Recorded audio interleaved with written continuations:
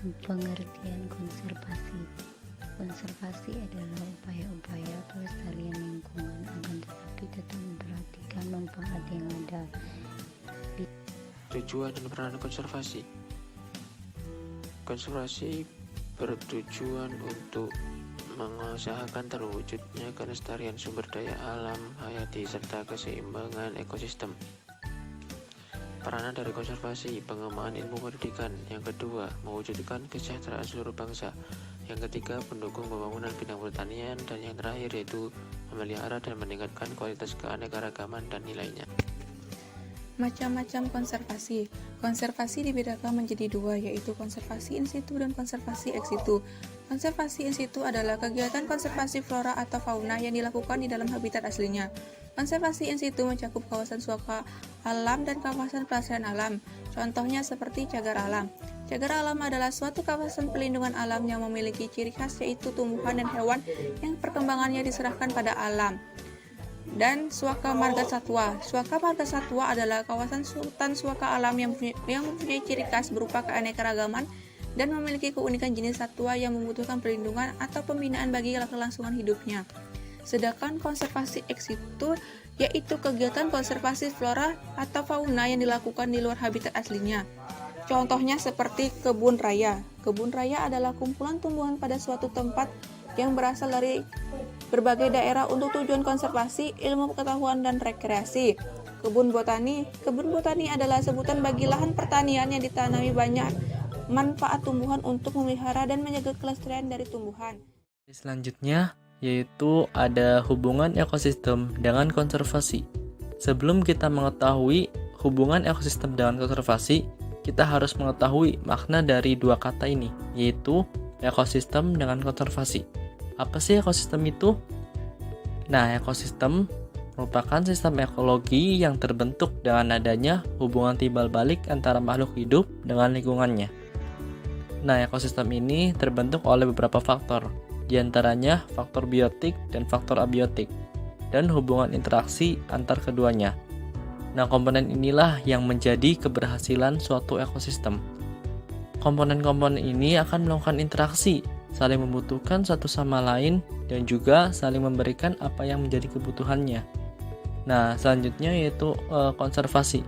Apa sih konservasi itu? Konservasi memiliki arti perlindungan dan pelestarian, di mana tujuan dari konservasi yaitu untuk mengembangkan pendekatan praktis guna mencegah terjadinya kepunahan spesies, menjaga variasi genetik dalam spesies, serta upaya melindungi dan memperbaiki komunitas biologi dan fungsi ekosistem terkait. Jadi, ekosistem merupakan bagian dari konservasi. Apabila suatu konservasi berjalan dan dilaksanakan dengan baik, maka segala macam ekosistem pada lingkungan hidup akan terjamin dan terjaga kelestariannya.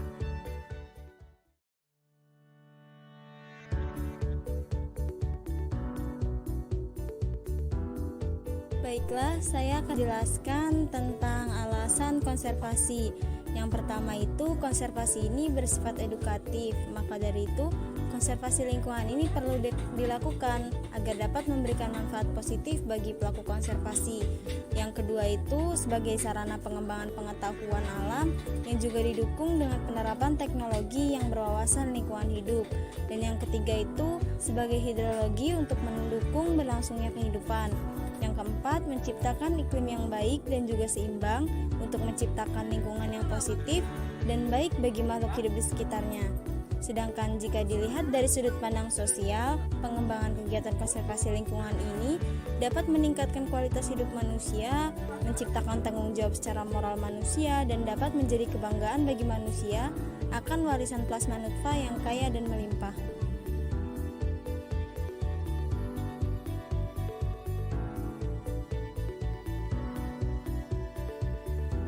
Konservasi tinggi atau NKT dapat diartikan sebagai nilai-nilai biologis, ekologi, sosial, dan budaya yang dianggap penting di tingkat nasional, regional, dan global.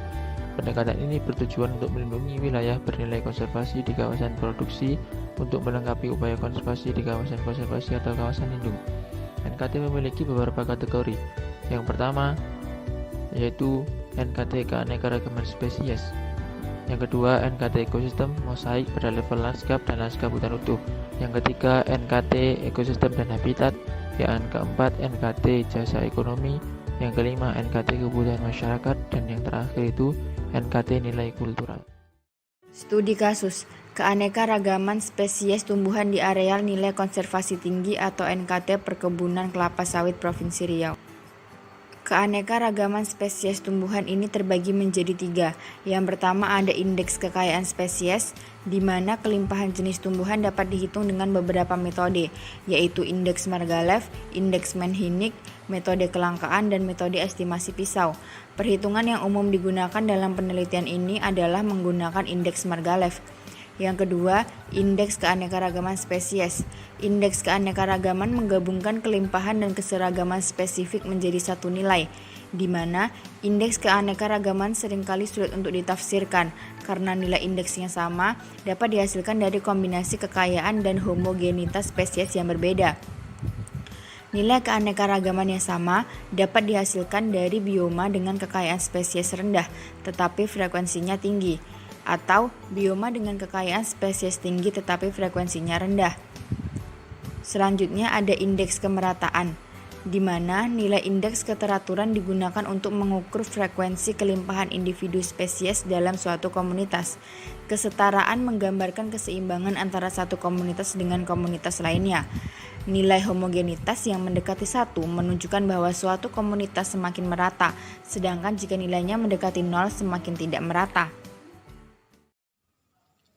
Untuk selanjutnya masuk ke bagian interaksi masyarakat dengan kawasan NKT. Di sini ada 3 PT yang kita akan bahas satu persatu. Yang pertama ada PTPN 5 Tamora. PTPN 5 Tamora ini memiliki sedikit interaksi dengan masyarakat. Pengguna HVFC pada PTPN ini adalah karyawan perusahaan itu sendiri. 2 studi kasus pada PTPN 5 ini adalah yang pertama, masyarakat memanfaatkan kawasan HVC dengan banyak rumput sebagai pakan ternak kambing. Orang-orang melepaskan kambing peliharaan untuk makanan setiap sore dan hampir setiap hari. Selain areal HVC, vegetasi di bawah pohon kelapa sawit dan area pinggir jalan juga dimanfaatkan sebagai pakan ternak. Yang kedua, kawasan HVC digunakan sebagai kawasan untuk mencari kayu bakar. Kayu bakar yang digunakan adalah kayu yang sudah tumbang ataupun jincang. Orang-orang di sana tidak menebang pohon di hutan untuk kayu bakar mereka. Selanjutnya ada PT Mitra Unggul Pusaka atau MUP. Keberadaan kawasan NKT PT ini erat kaitannya dengan pohon silang. Keberadaan kawasannya dengan keanekaragaman jenis tumbuhan tetap terjaga karena dilindunginya pohon silang. Pohon silang adalah pohon lebah liar yang merupakan tumbuhan khusus pada musim berbunga yang menjadi tempat bersarang bagi lebah. Madunya akan dikumpulkan oleh masyarakat lalu dikonsumsi atau dijual. Interaksi masyarakat di kawasan HVC MUP juga dilakukan dengan pemanfaatan kayu. Dan yang ketiga ada PT Ivomas Tunggal. Pada PT ini, masyarakat sekitar memperoleh tanaman pangan di zona NKT-nya. Jenis tanaman yang digunakan adalah paku-pakuan dan singkong. Kawasan HVC digunakan sebagai daerah penangkapan ikan. Namun, seiring berkurangnya stok ikan, kegiatan penangkapan ikannya juga berkurang. Pada PT ini, rendahnya keanekaragaman jenis tumbuhan di kawasannya mempengaruhi interaksi masyarakatnya.